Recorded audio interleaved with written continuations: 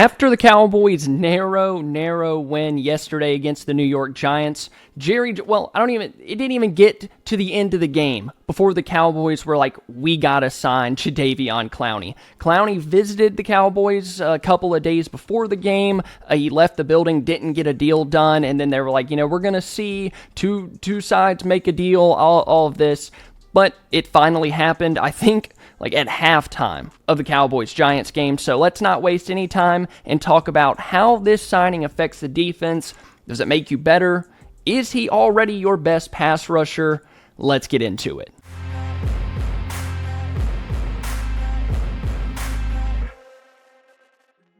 Watching the Cowboys win over the Giants yesterday, there was one glaring issue. Russell Wilson had way too much time. Guys were not getting after him, not making him uncomfortable. They couldn't get pressure with just rushing 4. They'd have to send a blitz, which Matt Eberflus refused to do. So if your defensive coordinator isn't going to manufacture pressure because he doesn't want to give up the big play, you gotta have guys that can rush the passer. And as much as I believe in Marshawn Kneeland and Sam Williams, Donovan Ezaraku, Dante Fowler, although they haven't been exceptional so far, I do have hope in those guys. But until then, you gotta get better at edge, and signing Jadeveon Clowney, I think, does that. It's a 1-year deal, reported to be $3.5 million in base salary with potential incentives, pushing it up towards $6 million. Clowney is 32 years old, and last year he played with the Carolina Panthers and was released by the team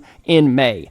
Obviously, we all know by this point that he was the number 1 overall pick in the 2014 NFL draft. This is literally a dream come true for Jerry Jones. Like, they got the number 1 overall pick a decade ago. Like, dude, that's a value for $3 million. That's insane. You just know that Jerry Jones loves that. And over his career, Clowney is a 3-time Pro Bowler in 2024 with the Panthers. He had 46 tackles, 5.5 sacks, over 14 starts. In 2023, though, he was actually a much more productive pass rusher. Now, you think about the Panthers' defensive line. They were without Derek Brown last year, all 17 games. He got hurt at the beginning. And then you look at the Ravens' pass rush and the pieces that they have. He had more sacks because their defensive line was better. Like, they're not just focusing on him. So he had 43 tackles and 9.5 sacks with the Ravens in 2023. So he's not that far removed from almost having a double-digit sack season. And Clowney was actually super productive in terms of his pass rush win rate and his run stop rate in Carolina. And it makes me wonder why he hasn't been signed up to this point. And then when he does sign, he gets significantly less than we've seen him get in the past. Like, he's always been a 1-year, 2-year deal, and he gets like $8 to $10 million per year, and then he signs with the Cowboys for 1 with $3 million and then $3 million more in incentives. But last year, Clowney was 13th in the league in pass rush win rate. He had 36 wins on the year out of 198 pass rushing snaps, which gave him an 18% pass rush win rate. Now, I don't know where the Cowboys are with some of their guys, but I could tell you right now, they're not winning 1 out of every 5 snaps. So Clowney is going to come in and be your best pass rusher, your best opportunity at getting after the quarterback and disrupting plays. An 18% pass rush win rate was just 1% less than TJ Watt.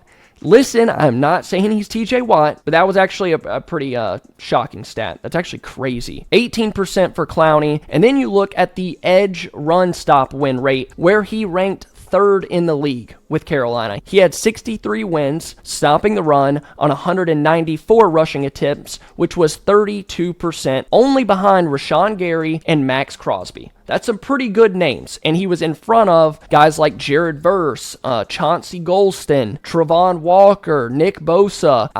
He didn't have a ton of sacks, but for you to be in both of those categories, what you do as an edge player, to be in the top 5 in run stop and then top 15 in rushing the passer, that's pretty good company. That doesn't seem like a guy that's just completely fallen off and isn't the player that he once was. I joke about Jerry Jones being happy that he was a former number 1 overall pick, but there was a reason that he was selected that high. Like, the skill set, the frame are really, really intriguing. He's got super long arms. He's strong at the point of attack. He can do some really good stuff in the run game. He can still do some good things, even at the age of 32. And really, with the state of this defensive line, I think Clowney comes in and he's maybe your best pass rusher already. And as much hope as I have for Williams and Nealon, like they have the tools, and at their age, they have the ability to be better than Clowney at the end of the year. But what we've seen through the first 2 weeks, I don't think that's the case at all. So the Cowboys watched that game yesterday. I mean, they gave up 500 yards of total offense to Russell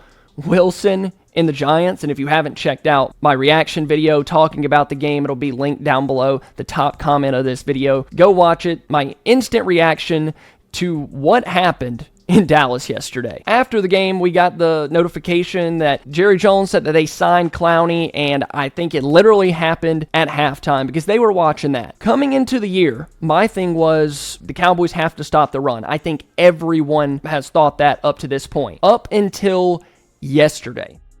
The Cowboys won, and so did I on Sleeper, the sponsor of today's video, a sponsor of the channel this NFL season. I am so excited to be partnering with them because I just love their app. I was playing it today during the Cowboys game. I had a Javonte Williams anytime touchdown, along with Russell Wilson over 31.5 passing attempts. Both of those hit. I put $5 in and paid out nearly $20 because they have all kinds of stuff like Profit Boost where it ups your winnings if you hit on this. So much fun stuff going on over at Sleeper. They have fantasy football, they have picks, they have MOB, NFL, NBA, whatever you can think of. I promise you, Sleeper has it. It's a great looking app. It's a ton of fun to play. And you know, even if the Cowboys don't win, which they did today, but if they don't win and you win on Sleeper, it at least makes the day a little bit better. So if you guys want to check that out, you can sign up with my code DoubleMove and get a 100% deposit match up to $100. That is code DoubleMove for a 100% deposit match. Now let's get back to talking about some standouts from this game. They proved that they could stop the run in week 1 against Saquon in a second half at least. And against the Giants didn't have a ton of production on the ground. Outside of that one drive by Cam Scatterbo where he had like a 20-yard run and then he punched in for a touchdown, like they were really solid against the run. So with the signing at this point, you're hoping for pass rush production. There are a couple of things that cause concern. He's 32 years old. He's obviously no longer in his prime. And a lot of what you're going to get from him this year is really going to depend on how in shape is he right now, how fast can he get going and get on the field, and then how much does he have left in the tank as far as durability and health. Then you got to think about how fast can he get up to speed? How quickly is he going to be able to pick up the Dallas defensive system, and how many snaps is he going to get? What's it going to look like with the rotation with all of those younger guys coming in? Then it comes down to what the Cowboys think his role is. What did Will McClay and Jerry Jones and Matt Eberflus have in mind by signing Clowney? Are we thinking like an early downs player, he's going to help stop the run, then you maybe bring in the younger guys to be third down pass rush players, or is that Clowney's role? You're going to let the other guys rotate in early on and then bring Clowney in